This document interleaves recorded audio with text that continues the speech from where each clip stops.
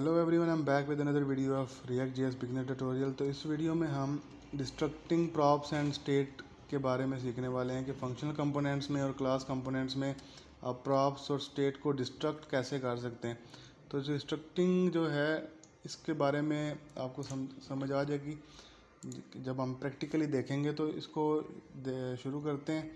जैसे कि आपने कुछ वीडियोस पहले आपने जो है ये प्रॉप्स पास करके नेम और एज शो करवाई थी अपने ब्राउज़र में। तो अगर हम इसमें चलते हैं क्लास कंपोनेंट में, तो आपको this dot props dot name आपको लिखना पड़ता था। दिस कीवर्ड के थ्रू आपको क्लास कंपोनेंट में प्रॉप्स को शो करवाना पड़ता था। और अगर हम फंक्शनल कंपोनेंट्स में बात करें तो आपको प्रॉप्स को पास करके जो है प्रॉप्स डॉट आगे नेम लिखना पड़ता था।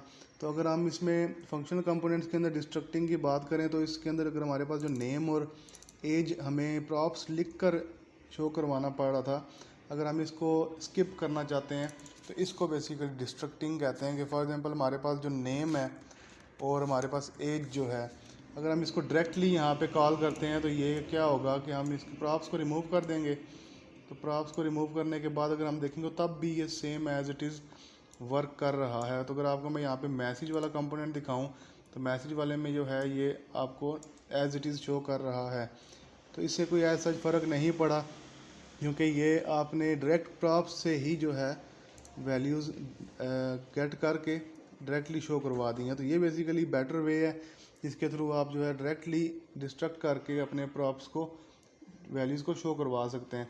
तो इसी तरह अगर हम क्लास कंपोनेंट की तरफ चलते हैं तो क्लास कंपोनेंट में ये होता है कि आपने सेम इस तरह एक कांस्टेंट बनाकर, इसमें थोड़ा सा डिफरेंट तरीका है कि वो कैसे कि आपने फर्स्ट ऑफ ऑल एक कांस्टेंट लेना है, उसको आपने बता देना है कि नेम और एज जो है आपने प्रॉप्स से ले लेनी है। तो प्रॉप्स में जब क्लास कंपोनेंट में आपको याद होगा कि दिस कीवर्ड का यूज़ ज़रूरी है। तो इसको जब तक आप यूज़ नहीं करेंगे तब तक ये नहीं वर्क करने वाला। तो इसको अगर आप अब दोबारा से अगर इसको मैं रिफ्रेश सेव करता हूँ तो यहाँ पे आपको कोई फ़र्क नहीं पता लगा होगा, क्योंकि इस जो हमारा ग्रीट वाला कंपोनेंट है ये आपके सामने यहाँ पे अली और एज 18 दिखा रहा है।